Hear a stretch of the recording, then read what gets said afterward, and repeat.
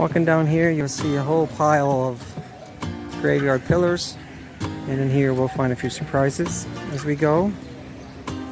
So, we have a grave here, another grave. See the beauty of that little there. Got the musical instrument stuff there. Just like a grave. But in this section here, there are crosses that we will find. Oops, we found one right back here. There's a cross there. And see many more in this section.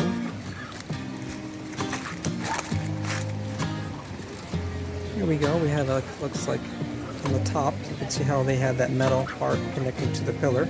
There's a cross there. Again, this is actually, looks quite old, and it's also Byzantine, has a Byzantine marking of the emperor, whoever one decided to do this. Again, you have a cross on this side. And go in the back, and we have the symbol.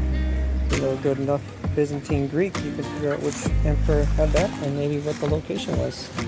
So, looks like also here there's a cross on that symbol.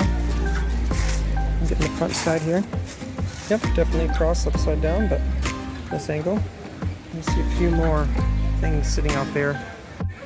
The last section we looked at, you can see right there the cross pillar. As I mentioned before, each pillar had a capital on top, an entryway, a big location entering into a church, a facility, place of worship.